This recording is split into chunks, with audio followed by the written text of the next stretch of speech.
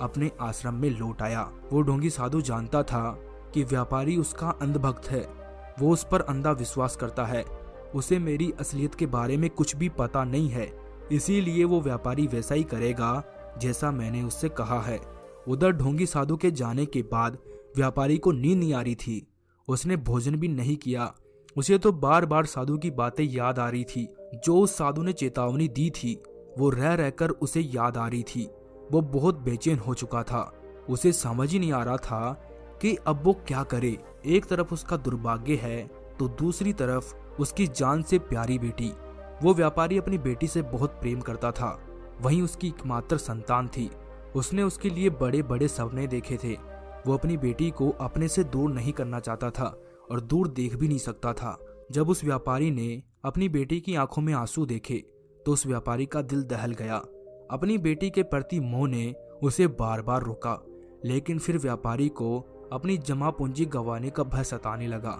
उसने बड़ी मेहनत करके ये सब कुछ हासिल किया था। वो इतनी आसानी से ये सब कुछ गंवाना नहीं चाहता था। एक तरफ तो व्यापारी को धन का मोह अपनी तरफ खींच रहा था, वहीं दूसरी तरफ उसकी बेटी के प्रति प्रेम उसकी बेटी को गंगा नदी में बहाने से रोक रहा था। वो पूरी रात इन सब के बारे में सोचता रहा। फिर आखिरकार उस व्यापारी ने फैसला कर ही लिया कि वो साधु की आज्ञा अनुसार ही काम करेगा। अगले दिन सुबह होते ही उसने एक बड़ा सा संदूक मंगवाया। जैसे ही उसकी बेटी ने ये संदूक देखा तो उसकी आंखों से आंसू रुके नहीं।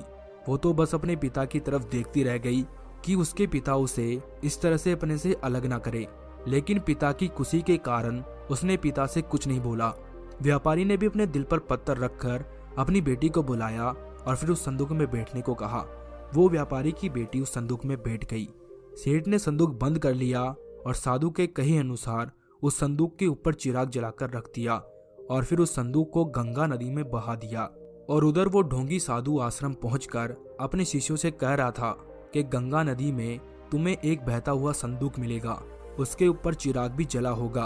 तुम्हें उस संदूक पर नजर रखनी है। जैसे ही उस संदूक पर तुम्हारी नजर पड़े तुम उस संदूक को उस गंगा नदी से खींचकर तुम मेरी कुटिया में ले आना। ध्यान रहे तुमसे किसी भी तरह की कोई भूल नहीं होनी चाहिए।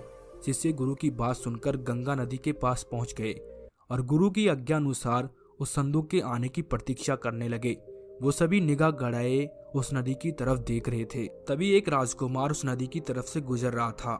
उस संदूक को देखकर वो सोचता है कि ये संदूक कहाँ जा रहा है। वो नदी में जाकर उस संदूक को अपने पास लाता है और संदूक को खोलता है तो उसमें एक सुंदर लड़की निकलती है। राजकुमार को देखकर व्यापारी की बेटी रोने लगती है। फिर राजकुमार उस लड़की को कहता है कि तुम इस संदूक में क्या कर रही हो। राजकुमार की बात सुनकर वो व्यापारी की बेटी रोने लगी और राजकुमार को सारी बात बता देती है कि कैसे एक साधु उसके घर पर भोजन करने आया था। उसने उसे देखकर उसके पिता से कहा कि ये तुम्हारे दुर्भाग्य का कारण है। अगर मेरे पिता मुझे त्याग देंगे तो उनका दुर्भाग्य टल जाएगा। इसीलिए मेरे पिता ने मुझे इस संदूक में बंद कर गंगा नदी में छोड़ दिया। व्यापारी की बेटी की बातें सुनकर उस राजकुमार को बड़ा हास्य हुआ कि कोई पिता भला अपनी बेटी के साथ ऐसा कैसे कर सकता है। फिर उस राजकुमार ने निश्चय किया कि मैं इस लड़की को अपनी जीवन संगनी बनाऊंगा। फिर वो लड़की को अपने साथ एक मंदिर में ले गया और वहीं जाकर उससे शादी कर ली। फिर राजकुमार को साधु की नीयत पर संदेह हुआ कि आखिर साधु ने ऐसा क्यों कहा। फिर राजकुमार ने साधु का पता लगाने का निश्चय किया। वो सोच विचार करने लगा। तभी उसके मन में एक विचार आया।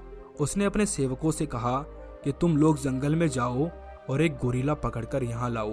राजकुमार की बात सुनकर सेवक तुरंत जंगल में गए और वहां से एक गोरिल्ला पकड़कर लेकर आए। फिर राजकुमार और सेवकों ने मिलकर उस गोरिल्ले को जबरदस्ती उस संदूक में बंद कर दिया और फिर उस संदूक पर एक ताला लगा दिया और फिर उस संदूक पर एक जलता हुआ चिराग रखकर उसे गंगा नदी में बहा दिया। उधर ढोंगी साधु के शिष्य बड़ी बेताबी से उस संदूक का इंतजार कर रहे थे। जैसे ही उन्होंने उस संदूक को देखा वे तुरंत नदी में कूद गए और उस संदूक को खींचकर किनारे पर ले आए। फिर उन्होंने उस संदूक को उठाया और गुरुदेव की कुटिया में पहुंचा दिया। जब साधु ने वो संदूक देखा तो वो बहुत खुश हुआ। वो खुशी के मारे अपने होठ चबाने लगा। अब वो ढोंगी साधु बेसब्री से रात होने का इंतजार करने लगा कि कब रात हो और कब वो उस व्यापारी की बेटी के साथ अपनी काम वासना शांत करे। वो साधु मन ही मन बहुत खुश हो रहा था। जैसे ही रात हुई साधु की खुशी का कोई ठिकाना नहीं रहा। वो तुरंत उस संदूक के पास गया। फिर उस साधु ने संदूक का ढक्कन खोला। जैसे ही उस ढोंगी साधु ने उस संदूक के ढक्कन को खोला, तभी उसमें से एक भयानक गोरिल्ला चीखता हुआ बाहर निकला। इससे पहले कि साधु कुछ समझ पाता, उससे पहले ही गोरिल्ला ने उसे पीटना शुरू कर दिया। उस ढोंगी साधु को थप्पड़ मार मार कर उस गोरिल्ले ने लहूलुहान कर दिया। गोरिल्ले ने उस ढोंगी साधु को इतना मारा कि वो चीखता हुआ बेहोश हो गया। जब तक कि साधु के शिष्य उसे बचाने आते, तब तक तो गोरिल्ला ने साधु की बुरी हालत कर दी और फिर साधु को छोड़कर गोरिल्ला पास के जंगल में भाग गया। फिर कुछ घंटों के बाद साधु को होश आया, लेकिन तब भी उसकी हालत बहुत खराब थी। उसकी हालत इतनी खराब थी कि उससे कुछ बोला भी नहीं जा रहा था। उसका मुंह पूरी तरह सूज गया था। उसके हाथ पैरों में से खून निकल रहे थे। उसके पूरे शरीर पर जख्म हो गए थे। फिर सुबह होने के बाद जब शिष्य अपने गुरुदेव की कुटिया में आए, गुरुदेव की ऐसी हालत देखकर वो दंग रह गए। उन शिष्यों ने साधु से पूछा कि गुरुदेव, आपकी ये हालत कैसे हुई? आपको इतनी सारी चोटें कैसे लग गई?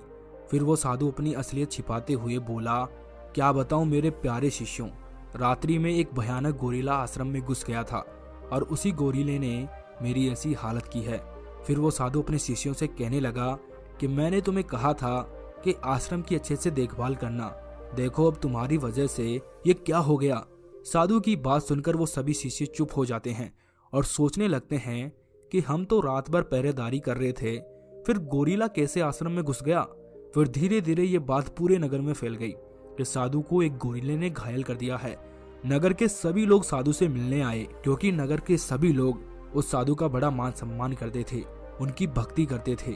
जैसे ही लोगों ने ये खबर सुनी तो वो सभी साधु से मिलने के लिए दौड़े चले आए। और जब ये बात उस व्यापारी को पता चलती है तो वो भी साधु से मिलने के लिए आ पहुंचा। पूरा नगर आश्रम के बाहर इकट्ठा हो गया। ये बात उधर राजकुमार को भी पता चलती है। वो भी साधु के आश्रम आ पहुंचा और साथ में उस व्यापारी की बेटी को भी लेकर आया। आश्रम के बाहर इतनी भीड़ थी कि लोग धक्का मुक्की कर रहे थे।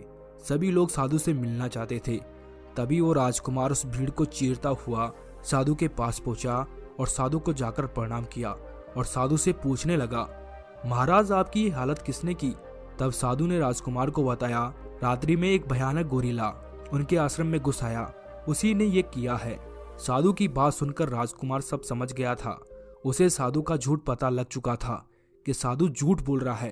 फिर राजकुमार ने साधु से कहा कि महाराज आप सब कुछ सच बता रहे हैं या फिर मैं बताऊं कि गोरिल्ला आपके आश्रम में कैसे आया?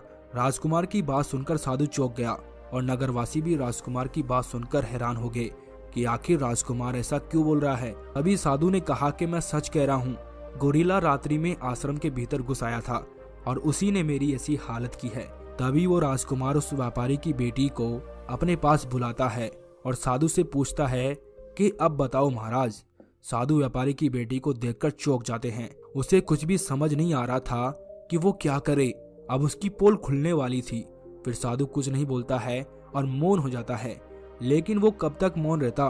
भी नगरवासियों को बताया कि कैसे इस ढोंगी बाबा ने व्यापारी की बेटी को हासिल करना चाहा। इस ढोंगी साधु ने व्यापारी को कहा कि उसकी बेटी उसका दुर्भाग्य का कारण है और वो उसे छोड़ दे और गंगा नदी में बहा दे ताकि वो ढोंगी साधु उसे प्राप्त कर सके। नगरवासी उस साधु की असलियत जानकर हैरान हो गए। उन्हें साधु के ऊपर क्रोध आया। अब सब लोग साधु पर थू थू करने लगे। सभी लोगों ने मिलकर उस साधु की बहुत पिटाई की। पीट पीट कर नगरवासियों ने उस साधु को वहां से भगा दिया। व्यापारी को भी अपनी भूल का एहसास हुआ।